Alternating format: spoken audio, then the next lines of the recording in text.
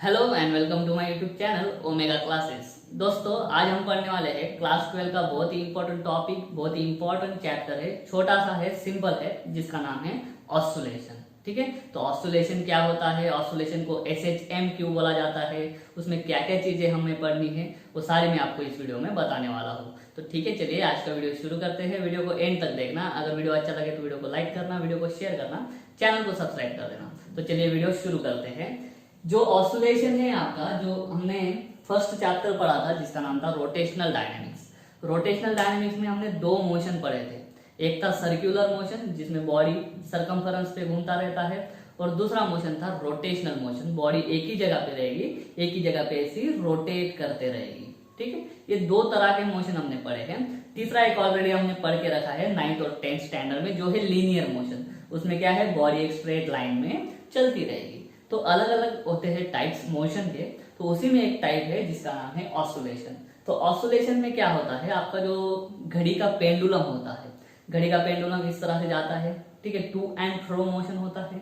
जो गार्डन में झूले होते हैं, स्विंग होते हैं, वो भी क्या करते रहते हैं, झूलते रहते हैं। वो भी एक स्पेसिफिक टाइप का मोशन है। तो वैसे मोशन का हमें स्टडी करना है, उनको बोला जाता है ऑस्सिलेशन। ठीक है, तो ऑस्सिलेशन डायरेक्ट पढ़ने से पहले कुछ बेसिक्स चीजें है वो हमने पढ़नी है। ठीक है, तो सबसे पहली डेफिनेशन है इसमें पीरियोडिक मोशन। इसका भी हमको मालूम है ऑलरेडी, लेकिन फिर भी पढ़ लेते हैं। पीरियोडिक मोशन क्या होता है, तो इसको समझ लो। The motion which repeats itself in fixed interval of time. The motion which repeats itself after fixed interval of time, उसको क्या बोलते हैं, पीरियोडिक मोशन। ये डेफिनेशन मालूम है, सर्कुलर मोशन में भी पढ़ा है हमने। The motion which repeats itself after fixed time interval is called periodic motion. For example, uniform circular motion ले लो, सेकंड हैंड ले लो घड़ी का। ठीक है, मान लो अभी 12th पे है। ठीक है, 12 पे है, घूमेगा, टिक टिक टिक टिक करते जाएगा। 60 सेकंड बाद बराबर किस पे आ जाएगा, 12 पे आ जाएगा। फिर से 60 सेकंड बाद किस पे आ जाएगा, 12 पे आ जाएगा। ठीक है, तो ये क्या कर रहा है, सेकंड हैंड उसका मोशन रिपीट कर रहा है, बार बार पे 12 पे आएगा। और कभी भी नहीं आएगा, बिल्कुल 60 सेकंड के बाद ही आएगा। ठीक है, तो फिक्स्ड टाइम इंटरवल मतलब कितना सेकंड, 60 सेकंड। वो उसका मोशन क्या करता है, सेकंड हैंड रिपीट करता है। तो 60 सेकंड क्या हो गया, उसका पीरियोडिक टाइम हो गया। ठीक है, उसके बाद में मिनट हैंड भी हो गया, जो 1 घंटे में होता है, बराबर है। उसी तरह से और अलग अलग टाइप के मोशन है जो भी पीरियोडिक मोशन होते हैं। पीरियोडिक मोशन हमने इसलिए पढ़ा क्योंकि ऑस्सिलेशन भी क्या होगा, ऑस्सिलेशन भी पीरियोडिक मोशन होने वाला है। ठीक है, तो पीरियोडिक मोशन में क्या करता है, जो पार्टिकल पीरियोडिक मोशन करता है परफॉर्म, वो पार्टिकल क्या करता है, it performs same set of movements in fixed वही टाइम इंटरवल। अभी सेट ऑफ मूवमेंट क्या हो गया, फिर से वही सेकंड हैंड ही लो। 12 से चालू हुआ, वापस घूम पे 12 पे आ गया, ये हो गया एक सेट कंप्लीट। ये वापस दूसरा सेट कंप्लीट, तीसरा सेट ऑफ मोशन कंप्लीट। ठीक है, तो सर्कुलर मोशन कर रहा है, उसका एक सेट मतलब क्या, एक सर्कल कंप्लीट करना। एक सेट ऑफ मूवमेंट मतलब क्या, एक सर्कल कंप्लीट करना। तो वो बार बार एक ही सेट ऑफ मूवमेंट क्या करता है, रिपीट करता है। और रिपीट करने के लिए हर सेट को उसको कितना टाइम लगता है, फिक्स टाइम इंटरवल लगता है, जो कि होता है 60 सेकंड। तो periodic motion is the motion which repeats itself after fix time interval. And क्या होता है, in the periodic motion the particle performs same set of movements again and again in fixed time interval. ठीक है, ये हो गया periodic motion का definition. और इसमें हमने और पढ़ा है टाइम पीरियड की डेफिनेशन। टाइम पीरियड क्या होता है, ठीक है, the time required to complete one set of motion. अगर सर्कुलर मोशन है तो एक सर्कल कंप्लीट करने के लिए जो टाइम लगता है उसको बोलते हैं टाइम पीरियड। ठीक है, अगर ऑस्सिलेटरी मोशन है तो एक ऑस्सिलेशन कम करने के लिए लगने वाला टाइम मतलब क्या, टाइम पीरियड। ठीक है, वो अभी हम पढ़ेंगे। और टाइम पीरियड का उल्टा क्या होता है, फ्रीक्वेंसी होता है। ये चीजें छोटी छोटी है, मालूम होनी चाहिए। फ्रीक्वेंसी क्या होता है कि एक सेकंड में कितना सेट ऑफ मूवमेंट्स कंप्लीट हो गया। तो क्या लिखेंगे, the set of movements completed in 1 second। ठीक है, अगर कोई पार्टिकल है वो 5 सेकंड में 30 सर्कल्स कंप्लीट कर लेता है, 5 सेकंड में 30 सर्कल्स, तो 1 सेकंड में कितना करता है? 6 सर्कल्स। तो 6 सर्कल्स क्या हो गया? उस पार्टिकल का मोशन का फ्रीक्वेंसी हो गया। तो 1 सेकंड में कितना सेट कंप्लीट किया, वो होता है फ्रीक्वेंसी। और एक सेट कंप्लीट करने के लिए कितना टाइम लगा, वो होता है टाइम पीरियड। ठीक है, तो ये सारी बेसिक चीजें हैं जो है पीरियोडिक मोशन की, जो हमने ऑलरेडी पढ़ के रखा है। अभी हम स्टार्ट करते हैं ऑस्कुलेशन का डेफिनेशन। तो ऑस्कुलेशन क्या होता है? क्लॉक का पेंडुलम याद रखो, ठीक है, उसके बाद में गार्डन के झूले याद रखो, वो जो मोशन है वो क्या है? ऑस्कुलेशन। तो ऑस्कुलेशन क्या होता है? ऑस्कुलेशन को ही दूसरा नाम है, ये ऑस्कुलेशन को दूसरा नाम है वाइब्रेशन। ठीक है, वाइब्रेशन भी बोलते हैं, लेकिन कभी कभी ऑस्कुलेशन बोलते हैं, कभी कभी वाइब्रेशन बोलते हैं। अलग अलग क्राइटेरिया है उनको बोलने का। ठीक है, जब पेंडुलम झूमता रहेगा या झूला झूलता रहेगा तब ऑस्कुलेशन बोलेंगे। अगर गिटार की स्ट्रिंग को हमने छेड़ दिया तो गिटार की स्ट्रिंग जगह पे ऐसी घूमने लग जाती है धीरे धीरे धीरे, वो क्या होगा? वाइब्रेशन होगा। ठीक है, तो ऑस्कुलेशन और वाइब्रेशन दरअसल एक ही है, लेकिन उनको यूज करने के इवेंट्स अलग अलग होते हैं। ठीक, तो ऑस्कुलेशन और वाइब्रेशन क्या बोलेंगे? The periodic motion. ठीक है, ऑस्कुलेशन मोशन भी क्या होता है? पीरियोडिक होता है। द पीरियोडिक मोशन जिसमें क्या होता है? In which the particle repeatedly, मतलब बार बार repeatedly moves to and fro, repeatedly moves to and fro. देखो झूला जो है ऐसा जाएगा, ऐसा आएगा, टू फ्रो ऐसे करता ही रहेगा। ठीक है, तो ये जो टू एंड फ्रो मोशन होता है किसी भी पार्टिकल का, और वो मोशन भी कैसा होता है? पीरियोडिक मोशन होता है। तो उस मोशन को क्या बोला जाता है? ऑस्कुलेशन बोला जाता है या फिर वाइब्रेशन बोला जाता है। ठीक है, the periodic motion in which the particle repeatedly moves to and fro along same fixed path is called। Path को उसका चेंज नहीं करता है। ठीक है, अभी ऐसा गया, ऐसा आया, ऐसा गया, ऐसा गया, इसी पर्टिकुलर फिक्स्ड पाथ पे, इसी रास्ते पे वो क्या करता रहेगा? उसका टू एंड फ्रो मोशन करता रहेगा। नहीं तो ऐसा जाएगा, बाद में ऐसा जाएगा, ऐसा मोशन को हम ऑस्कुलेशन या वाइब्रेशन नहीं बोलेंगे। पाथ फिक्स रहेगा, रास्ता उसका फिक्स रहेगा, उसी रास्ते पे ऊपर नीचे इधर उधर वो करता रहेगा। ठीक है, तो सेम फिक्स्ड पाथ बोलना भी बहुत जरूरी है इस डेफिनेशन में। तो ऑस्कुलेशन का या वाइब्रेशन का डेफिनेशन क्या हो गया? The periodic motion in which the particle repeatedly moves to and fro along same fixed path is called as oscillation. ठीक, वापस इसको एक नाम है जिसका नाम, जिसको हम बोलते हैं SHM। SHM का मीनिंग होता है सिंपल हार्मोनिक मोशन। तो आपको क्वेश्चन पूछा जा सकता है कि जो ऑस्कुलेशन है, ठीक है, जो टू एंड फ्रो मोशन है, जो वाइब्रेशन है, उसको अलग से सिंपल हार्मोनिक मोशन क्यों बोला जाता है? सिंपल हार्मोनिक मोशन क्यों बोला जाता है? तो एक बात ध्यान में रखना, किसी भी मोशन को स्टडी करने के लिए हम उसका क्या क्या स्टडी करते हैं? सबसे पहली चीज हम उसकी स्टडी करती है पोजीशन, लेकिन पोजीशन को जाने दो। उसके अगला होता है डिस्प्लेसमेंट, ठीक है, उसके अगला होता है वेलोसिटी, उसके अगला होता है एक्सेलरेशन। तो ये जो चैप्टर है ऑस्कुलेशन, ये एक टाइप का मोशन ही तो है, और इस मोशन में हमने ये सारी चीजें पढ़नी है, डिस्प्लेसमेंट, वेलोसिटी और एक्सेलरेशन पढ़ना है। तो जब ऑस्कुलेशन पढ़ते वक्त डिस्प्लेसमेंट, वेलोसिटी एंड एक्सेलरेशन को हम रिप्रेजेंट करते हैं, क्या करते हैं? रिप्रेजेंट करते हैं किसी इक्वेशन से। आगे देखेंगे किस तरह से रिप्रेजेंट किया जाता है, लेकिन इतना ध्यान में रखो कि ऑस्कुलेशन में जो डिस्प्लेसमेंट होता है, जो वेलोसिटी होता है, जो एक्सेलरेशन होता है, उनको रिप्रेजेंट करने के लिए उनका रिप्रेजेंटेशन इक्वेशन है हमें साइन एंड कॉस। ये तो मालूम होगा, साइन ट्रिग्नोमेट्रिक फंक्शन है, कॉस भी क्या है? ट्रिग्नोमेट्रिक फंक्शन है। तो डिस्प्लेसमेंट रिप्रेजेंट करने के लिए, वेलोसिटी रिप्रेजेंट करने के लिए, एक्सेलरेशन रिप्रेजेंट करने के लिए हमें किन की हेल्प लेनी पड़ती है? इन ट्रिग्नोमेट्रिक फंक्शंस की हेल्प लेनी पड़ती है। और ये जो ट्रिग्नोमेट्रिक फंक्शंस होते हैं उनको बोला है हार्मोनिक फंक्शंस, उनको बोला जाता है हार्मोनिक फंक्शंस। आपको मैथ में भी आएगा, अभी बता देता हूँ हार्मोनिक क्या होता है, साइन हार्मोनिक क्यों होता है, कॉस क्यों होता है। अगर साइन का आप ग्राफ प्लॉट करोगे तो साइन 0 0 होता है, साइन 90 1 होता है, साइन 180 वापस 0 हो जाता है, 180 के बाद 270 -1 हो जाता है, बराबर है, वापस साइन 360 0 हो जाता है। वापस अगर आप एंगल बढ़ाते जाओगे तो वापस आपको ऐसा ग्राफ उसका मिलता जाएगा। तो ये क्या है, हार्मोनिक ग्राफ है। ये क्या है, हार्मोनिक ग्राफ है, मतलब किसी प्रॉपर सिस्टमेटिक वे में बना हुआ। देखो इतनी साइकिल जो है वो रिपीट होती जा रही है, ऊपर नीचे, ऐसा हार्मोनी में। हार्मोनी मतलब एक कुछ स्पेसिफिक पैटर्न ये जो साइन फंक्शन है वो फॉलो करता है, ठीक है। तो इसलिए साइन फंक्शन को बोला जाता है हार्मोनिक फंक्शन।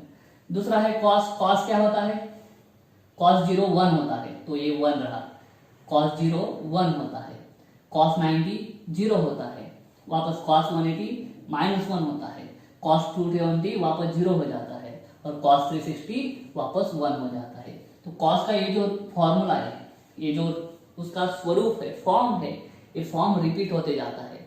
एक इसी यही पैटर्न सिस्टमेटिक वे में आगे जाता है। आगे वापस ड्रा करोगे तो ऐसा आएगा, ऐसा आएगा, ऐसा आएगा, वापस ऐसा आएगा, ऐसा आएगा, ऐसा आएगा। ये फॉर्म जो है ना वो रिपीट होते जाता है। तो ये कॉस फंक्शन का ग्राफ भी रिपीट होता है सिस्टमेटिक वे में, मतलब वो हार्मोनी में है, ठीक है। तो साइन और कॉस फंक्शन दोनों को हार्मोनिक फंक्शन बोला जाता है। और इन हार्मोनिक फंक्शंस का यूज करते हैं हम किसमें, ऑस्टोलेशन में, ठीक है। क्या रिप्रेजेंट करने के लिए, displacement, velocity and acceleration represent करने के लिए। तो ऑस्टोलेशन पढ़ते वक्त हम जो कुछ चीजें पढ़ेंगे उनको रिप्रेजेंट करने के लिए हार्मोनिक फंक्शंस की हमें जरूरत पड़ती है। इसके लिए ऑस्टोलेशन को ही बोला जाता है सिंपल हार्मोनिक मोशन, ठीक है। तो सिंपल हार्मोनिक मोशन क्यों बोलेंगे हम, क्योंकि ऑस्टोलेशन में जब डिस्प्लेसमेंट, वेलोसिटी और एक्सेलरेशन पढ़ेंगे तब हमें साइन और कॉस इन हार्मोनिक फंक्शंस की जरूरत पड़ने वाली है। इसके लिए ऑस्टोलेशन को ही हम क्या बोल देंगे, सिंपल हार्मोनिक मोशन बोल देंगे, ठीक है। उम्मीद करता हूँ आपको समझ में आ गया होगा। तो अभी हम पढ़ेंगे लीनियर सिंपल हार्मोनिक मोशन क्या होता है, एंगुलर सिंपल हार्मोनिक मोशन क्या होता है। बहुत ही सिंपल है। अभी सिंपल हार्मोनिक मोशन मतलब क्या, ऑस्टोलेशन, ठीक है। तो चलिए लीनियर सिंपल हार्मोनिक मोशन की सिंपल डेफिनेशन देख लेते हैं। उसका शॉर्ट फॉर्म लिखेंगे LSHM। तो linear simple harmonic motion, linear simple harmonic motion. चलिए क्या बोलेंगे, वही it is the periodic motion, it is the periodic motion in which कुछ क्या है, द पार्टिकल मूव्स, क्या वापस वही, to and fro along the same fixed. यहां तक ठीक है, यहां तक तो मैंने रिपीट कर दिया है। आगे यहाँ पे लीनियर वर्ड आ गया ना, तो लीनियर मतलब क्या, स्ट्रेट लाइन, ठीक है। Along the same fixed straight line path, ठीक है, is called linear SHM. SHM मतलब क्या, ऑस्टोलेशन। ऑस्टोलेशन की डेफिनेशन हमने पढ़ ली, उसके आगे लीनियर वर्ड लगा दिया, लीनियर वर्ड हो गया, उसकी वजह से क्या हो गया, स्ट्रेट लाइन वर्ड इसमें ऐड हो गया, ठीक है। तो लीनियर सिंपल हार्मोनिक मोशन क्या होता है, it is the periodic motion, ठीक है, in which the particle moves repeatedly, in which particle repeatedly moves to and fro along the same fixed, लेकिन कैसा पाथ, पाथ ऐसा कर्व भी हो सकता है, झूला ऐसा कर्व जाता है, बराबर है। लेकिन ऐसा ऐसा जब होगा, एक स्ट्रेट लाइन पे जब ऐसा ऐसा पार्टिकल करता रहेगा टू एंड फ्रो, तो वो वाला मोशन कौन सा हो जाएगा, आपका लीनियर एसएचएम हो जाएगा, ठीक है। और उसके बाद में है एंगुलर एसएचएम, ठीक है। एंगुलर एसएचएम में क्या करोगे आप, एंगुलर एसएचएम में सब सेम रहेगा, लेकिन फिक्स्ड स्ट्रेट लाइन की जगह पे, स्ट्रेट लाइन की जगह पे फिक्स्ड कर्व पाथ, इतना लिख दोगे बस, हो गया फिक्स्ड कर्व पाथ। बाकी का सारा मटेरियल क्या रहेगा, सेम रहेगा। तो एंगुलर एसएचएम की डेफिनेशन कैसे बताओगे, the periodic motion, the periodic motion in which the particle repeatedly moves to and fro along the same fixed curved path, same fixed curved path is called angular SHM, ठीक है। ये theoretical definition है। और एक बात ध्यान में रखना कि ऑसिलेशन कौन सा मोशन है, पीरियोडिक मोशन है। यूनिफॉर्म सर्कुलर मोशन भी पीरियोडिक मोशन है, ठीक है। तो अगर आपको पूछा गया कि ऑसिलेशन पीरियोडिक मोशन है कि नहीं, तो सिंपल बोल देना कि ऑसिलेशन क्या है, पीरियोडिक मोशन है। अभी हम क्या करेंगे, अभी हम लीनियर एसएचएम स्टडी करेंगे। एंगुलर एसएचएम आपको लास्ट में आएगा, ठीक है, इस चैप्टर के लास्ट में। अभी जो कुछ स्टडी करेंगे हम लीनियर एसएचएम का करेंगे। लीनियर एसएचएम में क्या क्या होता है वो देखेंगे। चलिए दोस्तों, लीनियर एसएचएम को डिटेल में पढ़ते हैं। डेफिनेशन तो हमने पढ़ लिया है, उसको डिटेल में पढ़ने के लिए हम एक छोटा सा एक्सपेरिमेंट करते हैं। क्या करते हैं, एक छोटा सा रेक्टेंगुलर ब्लॉक लेते हैं, एक छोटा सा रेक्टेंगुलर ब्लॉक लेते हैं जिसका मास है m, जिसका मास है m। उसको रखा है किस पे, इस पे। ये जो है ये क्या है, स्मूथ प्लेन फ्रिक्शनलेस सरफेस, ठीक है। स्मूथ है, प्लेन है, फ्रिक्शनलेस सरफेस। ऐसा क्यों, ताकि इस ब्लॉक के और इस सरफेस के बीच में कोई फ्रिक्शन ना रहे। आइडियल कंडीशन है, कितना भी सरफेस हो स्मूथ और प्लेन नहीं हो सकता, ज्यादा कुछ ना कुछ फ्रिक्शन होगा जिसको हम निग्लेक्ट कर देंगे। तो एक रेक्टेंगुलर ब्लॉक लिया जिसपे हमने क्या, जिसको हमने किस पे रखा, एक स्मूथ प्लेन फ्रिक्शनलेस सरफेस पे रखा। उसके बाद में क्या किया, एक स्प्रिंग ली, ठीक है। तो स्प्रिंग को क्या किया हमने, स्प्रिंग का, ठीक है, एक एंड जो है वो ब्लॉक को लगा दिया और दूसरा एंड जो है, दूसरा एंड हमने इस फिक्स्ड रिजिड सपोर्ट को लगा दिया। रिजिड सपोर्ट मतलब क्या, ये हिलेगा नहीं। यहाँ पे कोई कील ठोक दी और कील से उस स्प्रिंग को एडजस्ट कर दिया, ठीक है। ये ब्लॉक हम इधर उधर कर सकते हैं लेकिन इधर का एंड फिक्स रहेगा, इसके लिए इसको बोलते हैं रिजिड सपोर्ट। इसको बोल देंगे रिजिड सपोर्ट। तो स्प्रिंग का एक एंड किधर गया, ब्लॉक को लगा दिया, दूसरा एंड किधर गया, इस रिजिड सपोर्ट को अटैच कर दिया, फिक्स कर दिया, ठीक है, ओके। अभी इस कंडीशन में देखो, ब्लॉक उसकी जगह पे है और स्प्रिंग कैसी है, रिलैक्स्ड है। ना ही ब्लॉक स्प्रिंग पे फोर्स लगा रहा है, ना ही स्प्रिंग ब्लॉक पे फोर्स लगा रही है, कोई भी किसी पे भी फोर्स नहीं लगा रहा, ठीक है। तो ये जो पोजीशन है ब्लॉक का, इसको बोलेंगे रिलैक्स्ड पोजीशन, या उसको दूसरा नाम है, ये नाम याद रखना, इक्विलिब्रियम पोजीशन। कौन सी पोजीशन, इक्विलिब्रियम पोजीशन। ब्लॉक की इक्विलिब्रियम पोजीशन कौन सी है, तो ये रही, ठीक है। इक्विलिब्रियम पोजीशन में क्या होगा, ब्लॉक जो है वो रिलैक्स्ड रहेगा, स्प्रिंग भी जो है वो रिलैक्स्ड रहेगी, कोई भी किसी पे भी फोर्स नहीं लगाया एकदम। अभी क्या करते हैं, इस ब्लॉक को ना, इसको मैं एक स्ट्रेट लाइन डाल देता हूं, ठीक है। इसको बोलते हैं मीन पोजीशन। इसको क्या बोलते हैं, ब्लॉक की मीन पोजीशन। और ये जो स्टेट है उस स्टेट को क्या बोलते हैं, इक्विलिब्रियम स्टेट, ठीक है। तो अभी मैं क्या करता हूं, इस ब्लॉक को इसकी मीन पोजीशन से राइट हैंड साइड में लेके जाता हूं। तो यहां से मैंने ब्लॉक को लिया और इधर लेके गया मैं उसको। अभी ब्लॉक को जैसे ही यहां से ऐसे खींच के मैं इधर लेके जाऊंगा, क्या होगा, स्प्रिंग खींची जाएगी। तो चलिए स्प्रिंग खिंचाता हूं, ये स्प्रिंग आपकी खींच गई, ये स्प्रिंग आपकी खींच गई। अब स्प्रिंग क्या होता है, इलास्टिक मटेरियल होता है। स्प्रिंग इलास्टिक बॉडी है, स्प्रिंग इलास्टिक बॉडी है। अपन क्या कर रहे हैं, इस पे फोर्स लगा रहे हैं, ब्लॉक को उधर मूव कर रहे हैं, तो स्प्रिंग इसको अटैच होने के कारण स्प्रिंग भी मूव कर रहा है। स्प्रिंग का शेप साइज चेंज हो रहा है, ठीक है। और स्प्रिंग जो इलास्टिक बॉडी है उसके अंदर कौन सा फोर्स प्रोड्यूस होगा, उसके अंदर रेस्टोरिंग फोर्स प्रोड्यूस होगा, ठीक है। और रेस्टोरिंग फोर्स क्या करेगा, कोई भी इलास्टिक मटेरियल क्या करता है, स्प्रिंग क्या करेगी, अपनी ओरिजिनल इक्विलिब्रियम स्टेट वापस लाने का प्रयास करेगा। इलास्टिसिटी बॉडी की डेफिनेशन क्या होती है, the body which regains its original shape and size after removal of deforming force। तो यहाँ पे डिफॉर्मिंग फोर्स कौन सा है, जो मैंने लगाया इस ब्लॉक को इधर लेके जाने के लिए। स्प्रिंग क्या करेगा, उसकी ये ओरिजिनल शेप साइज है, ठीक है। तो ये ओरिजिनल शेप साइज लाने के लिए स्प्रिंग कौन सा फोर्स प्रोड्यूस करेगा, रेस्टोरिंग फोर्स प्रोड्यूस करेगा, सही है। तो मेरा जो अप्लाइड फोर्स है वो इधर की दिशा में है, ठीक है। और स्प्रिंग के अंदर का जो रेस्टोरिंग फोर्स होगा, वो रेस्टोरिंग फोर्स की दिशा किधर रहेगी, हाँ बराबर, रेस्टोरिंग फोर्स की दिशा किधर रहेगी, इधर। क्योंकि देखो स्प्रिंग इधर खींचा जा रहा है, स्प्रिंग को वापस उसके ओरिजिनल डायमेंशन लेने होते हैं, तो स्प्रिंग रेस्टोरिंग फोर्स किधर लगाएगी, इधर। तो एक स्टेप में समझना, डिस्प्लेसमेंट हम ब्लॉक का किधर करा रहे हैं, उधर। और उस ब्लॉक पे जो स्प्रिंग फोर्स लगाने वाली है या फिर जो स्प्रिंग फोर्स लगाती है, उस लगाने वाले फोर्स को हम बोलते हैं रेस्टोरिंग फोर्स। और रेस्टोरिंग फोर्स का डायरेक्शन किधर होगा, इधर होगा, ठीक है। तो तुम जितना ज्यादा दूर दूर खींचते जाओगे उतना ज्यादा ये स्प्रिंग क्या करेगी, इस ब्लॉक पे फोर्स लगाएगी। तुम इधर गए तो स्प्रिंग ने थोड़ा कम फोर्स लगाएगा, जैसा ब्लॉक उधर उधर जाते जाएगा स्प्रिंग भी अपना फोर्स बढ़ाते जाएगी, स्प्रिंग भी जोर से उसको खींचते जाएगी। ठीक है, उसी से उल्टा तरीका क्या होगा, इधर के साइड मान दो ये उधर लेके जाने के लिए हो गया, अभी इधर के साइड क्या होगा, अगर मैंने ब्लॉक को इधर इधर किया तो स्प्रिंग क्या हो जाएगी, ये स्प्रिंग इधर एक्सपांड होगी।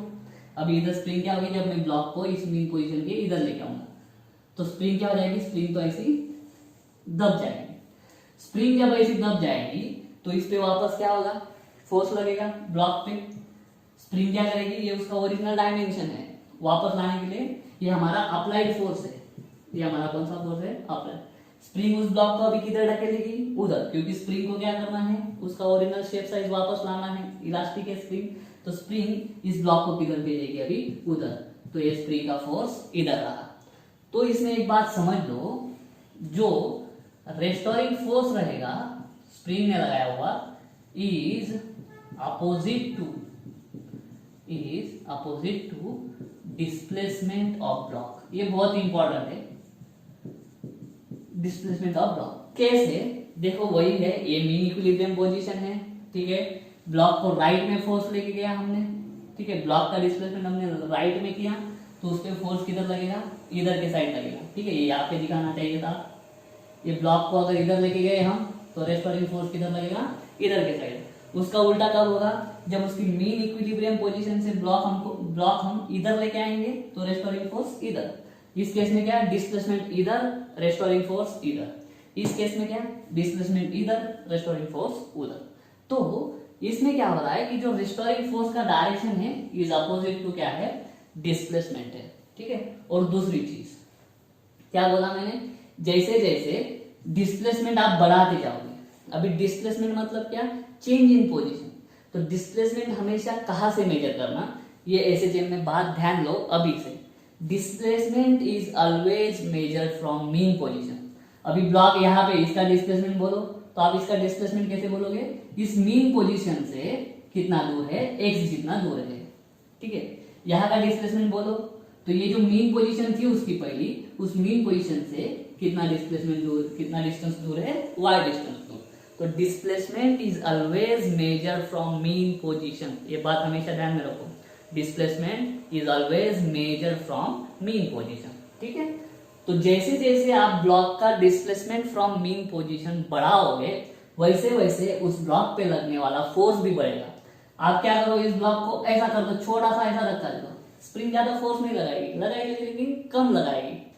लेकिन ब्लॉक को आप ज्यादा दूर लेके जाओ तो स्प्रिंग भी उसको जोर से खींचेगी, मतलब इस ब्लॉक का डिस्प्लेसमेंट बढ़ा तो क्या होगा, आपका रेस्टोरिंग फोर्स भी बढ़ जाएगा अपोजिट दिशा में। ठीक है, तो क्या बोलोगे आप, the force is directly proportional, कौन सा force, restoring force, to displacement from mean position.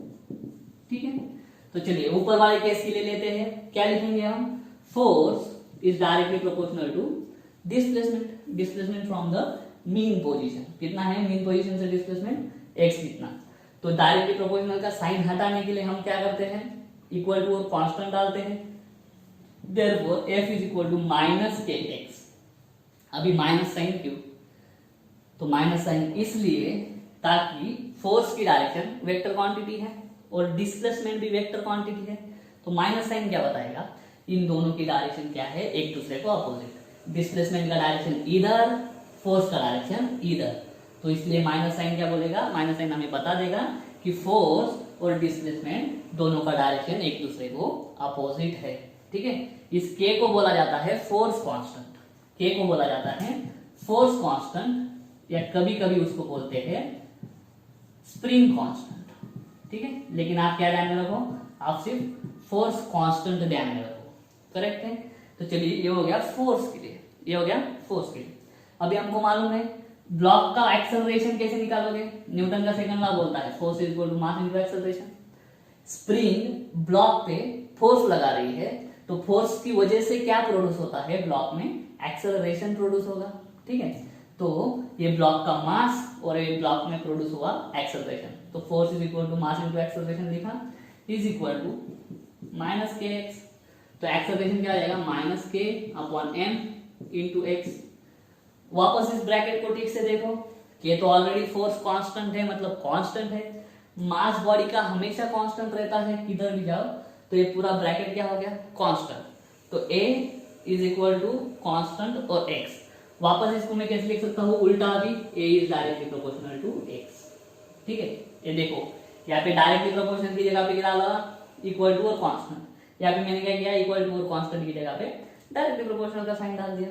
तो देखो फोर्स भी जो है, फोर्स भी डिस्प्लेसमेंट को डायरेक्टली प्रोपोर्शनल है, और वापस एक्सेलरेशन भी डिस्प्लेसमेंट को डायरेक्टली प्रोपोर्शनल है। और दूसरी चीज, फोर्स और डिस्प्लेसमेंट का डायरेक्शन अपोजिट। यहाँ पे भी देखो एक्सेलरेशन और डिस्प्लेसमेंट की डायरेक्शन एक दूसरे को अपोजिट। ठीक है, तो इस लीनियर सिंपल एसएचएम में हम इसका जो स्टडी करेंगे, देखो अभी ब्लॉक क्या करेगा, यहाँ पे है उसको ऐसा खींचा, तो उसको खींचने के बाद छोड़ दिया मैंने, तो छोड़ने के बाद ब्लॉक यहाँ पे आके रुक जाना चाहिए, लेकिन वैसा होता नहीं है। ब्लॉक इधर आएगा, इधर जाएगा, इधर जाएगा, उधर जाएगा, ऐसा चलता ही रहेगा। ऐसा क्यों होता है हम अभी उसको देखने वाले हैं, लेकिन हम अभी क्या करते हैं लीनियर एसएचएम की एक नई डेफिनेशन बना लेते हैं। ठीक है, तो लीनियर एसएचएम की नई डेफिनेशन कैसे बनेगी, इन दोनों को मिक्स कर दो, डेफिनेशन बन गई। तो देखो क्या होगा, linear SHM, linear SHM, the linear periodic motion in which the force or acceleration, एक चीज छूट गई बहुत इंपॉर्टेंट, हाँ पीरियडिक तो बोल दिया है कुछ नहीं। The linear periodic motion in which force और एक्सेलरेशन क्या दोनों क्या है डिस्प्लेसमेंट को directly proportional is directly proportional to displacement from mean position, ठीक है, and the direction of force is always towards mean position। ऐसा क्यों नहीं लिखा मैंने कि direction of force is opposite to the direction of the displacement, ऐसा नहीं लिखा मैंने, डायरेक्ट लिख दिया कि direction is towards the mean position. कैसे, देखो जब मीन पोजीशन से दूर जाएगा तो फोर्स इधर ढकेलेगा, इधर ढकेलेगा मतलब मीन पोजीशन पे लाने का प्रयास करेगा, तो फोर्स का डायरेक्शन क्या हो गया टुवर्ड्स मीन पोजीशन। इधर आ जाओ, ब्लॉक इधर था उसको मैंने इधर ढकला तो स्प्रिंग फोर्स इधर लगाएगी, तो स्प्रिंग फोर्स इधर लगाएगी तो स्प्रिंग फोर्स का डायरेक्शन क्या हो गया टुवर्ड्स मीन पोजीशन। ठीक है, तो अपने आप एक ही चीज है, डिस्प्लेसमेंट के डायरेक्शन के अपोजिट बोलो फोर्स का डायरेक्शन, या फिर फोर्स का डायरेक्शन ऐसा बोल दो कि ऑलवेज टुवर्ड्स मीन पोजीशन, दोनों एक ही बात है। ठीक है, तो अगर आपको पूछा लीनियर एसएचएम का डेफिनेशन तो पहले वाला भी लिख सकते हो, ये वाला भी लिख सकते हो। इसमें क्या लिखोगे, फोर्स और acceleration is directly proportional to the displacement. कहां से मेजर करते हैं displacement, from the mean position, and the direction of force और acceleration is always towards the mean position, ऐसा लिख सकते हो। ठीक है, तो ये हो गया हमारा लीनियर एसएचएम। इसमें अभी कुछ ऊपर ऊपर की चीजें पढ़ते हैं जो बाद में डिटेल में पढ़ेंगे। देखो क्या होगा, ये मीन पोजीशन से ब्लॉक को इधर लेके गए, यहाँ पे लेके जाके मैंने ब्लॉक को छोड़ दिया। जैसे ही इसको छोड़ेंगे हम, ये जो रिस्टोरिंग फोर्स है ये इस ब्लॉक को किधर खींचने वाला है, इधर के साइड, तो ये ब्लॉक में एक्सेलरेशन प्रोड्यूस होगा क्योंकि इस ब्लॉक पे फोर्स लगेगा, कौन सा अभी रिस्टोरिंग फोर्स, क्योंकि अप्लाइड फोर्स मैंने छोड़ दिया, ब्लॉक को इधर लेके जाके मैंने छोड़ दिया तो अप्लाइड फोर्स छूट गया। अभी कौन सा बचा, रेस्टोरिंग फोर्स। तो रेस्टोरिंग फोर्स क्या करेगा, इधर खींचेगा, इधर जैसा ही खींचेगा फोर्स की वजह से इस ब्लॉक में क्या प्रोड्यूस होगा, एक्सेलरेशन प्रोड्यूस होगा। तो एक्सेलरेशन मतलब क्या, चेंज इन वेलोसिटी। अभी जब मैंने इसको पकड़ के रखा था तो वेलोसिटी 0 थी, अभी वेलोसिटी चेंज होगी मतलब वेलोसिटी बढ़ेगी।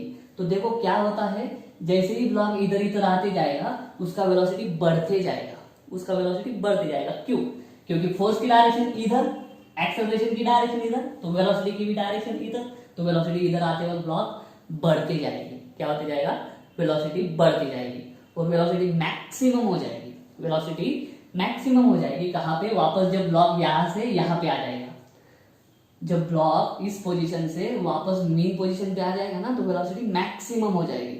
और इस पोजीशन पे वेलोसिटी मैक्सिमम होने के कारण ब्लॉक इधर नहीं रुकेगा, अभी ब्लॉक और इधर चला जाएगा। और जैसे ही ब्लॉक और इधर चला गया, अभी स्प्रिंग उल्टा काम करेगी। स्प्रिंग का काम क्या है, ब्लॉक को मीन पोजीशन पे मेंटेन रखना। अभी ब्लॉक क्या हो गया, इसको ज्यादा वेलोसिटी मिल गई, तो ज्यादा वेलोसिटी के कारण ब्लॉक इधर आ गया, लेकिन वापस स्प्रिंग उसका काम शुरू कर देंगे। फिर क्या नहीं, तो ब्लॉक को वापस क्या करेगी स्प्रिंग, ब्लॉक को वापस मीन पोजीशन पे भेजने का ट्राई करेगी। तो ब्लॉक जैसे ही अंदर चला गया, मतलब मान लो अभी इधर, मान लो यहाँ से छोड़ा, ब्लॉक इधर से ऐसा आ गया, अभी स्प्रिंग अपना फोर्स उल्टा कर देगी। स्प्रिंग अभी क्या बोलेगी ब्लॉक को कि चल तू वापस उतर गया, तो ब्लॉक का आने का डायरेक्शन इधर, वेलोसिटी का डायरेक्शन इधर, और अभी स्प्रिंग उस पर ऐसा फोर्स लगाएगी, तो धीरे धीरे ब्लॉक का स्पीड कम होती जाएगा। ब्लॉक इधर जा रहा है, अभी स्प्रिंग उधर ढकेल रही है, तो स्प्रिंग उधर ढकेल रही है, तो ब्लॉक इधर जाते वक्त उसका स्पीड वापस गिरते जाएगा, गिरते जाएगा, गिरते जाएगा, गिरते जाएगा, एक पॉइंट पे 0 हो जाएगा, और इधर स्प्रिंग वाला फोर्स उसको वापस उधर ढकेल देगा, तो वापस ब्लॉक उधर जाएगा। उधर जाते वक्त वापस उसका स्पीड बढ़ते जाएगा, उधर आएगा मीन पोजीशन पे, मीन पोजीशन पे स्पीड हाईएस्ट हो जाएगा, लेकिन हाईएस्ट स्पीड होने के कारण ब्लॉक मीन पोजीशन पे रुकेगा क्या, तो नहीं, वापस ब्लॉक इधर जाएगा। जैसे ही मीन पोजीशन से ब्लॉक उधर गया, वापस स्प्रिंग क्या करेगी, खींची जाएगी, तो स्प्रिंग वापस उसको इधर खींचेगी, तो ब्लॉक वापस इधर आएगा, इधर वेलोसिटी मैक्सिमम हो जाएगी, अंदर चला जाएगा। ऐसा ब्लॉक क्या करते रहेगा, उसका to and fro motion perform करते जाएगा। वो हम देखेंगे कि क्या होता है। दो पोजीशन होती है, एक होती है एक्सट्रीम पोजीशन और एक होती है मीन पोजीशन। ये जो है, ये पोजीशन कौन सी है, मीन, ये वाली पोजीशन कौन सी है, मीन। ये है एक्सट्रीम राइट पोजीशन, ठीक है, और ये है एक्सट्रीम लेफ्ट पोजीशन। तो कौन से पोजीशन पे क्या मैक्सिमम होता है, क्या 0 होता है। अभी हमने क्या देखा कि मीन पोजीशन पे वेलोसिटी क्या होती है, मैक्सिमम, और मीन पोजीशन पे वेलोसिटी मैक्सिमम होने के कारण ही ब्लॉक मीन पोजीशन पे रुकता नहीं, इधर उधर करते रहता है, ठीक है। स्प्रिंग का नेचर चेंज होते रहता है। ब्लॉक अगर मीन पोजीशन के उधर चल गया तो स्प्रिंग खींचेगी, ब्लॉक अगर मीन पोजीशन के इधर चल गया तो स्प्रिंग उसको ढकेलेगी, ठीक है। तो उसी के कारण ब्लॉक क्या होता है, टू एंड फ्रो मोशन करता रहता है। तो ये है आपका लीनियर एसएचएम का डेफिनेशन। तो इसमें हमने क्या देखा कि लीनियर एसएचएम में फोर्स और एक्सेलरेशन दोनों डिस्प्लेसमेंट पे एक ही तरह से डिपेंड होते हैं, ठीक है। तो दोस्तों ये था हमारा छोटा सा introduction linear SHM, oscillation, vibration पे। उम्मीद करता हूँ वीडियो अच्छा लगा होगा। अगर ऐसा है तो वीडियो को लाइक करो, वीडियो को शेयर करो, चैनल को सब्सक्राइब कर देना। मिलता हूँ अगले वीडियो में, तब तक के लिए जय हिंद।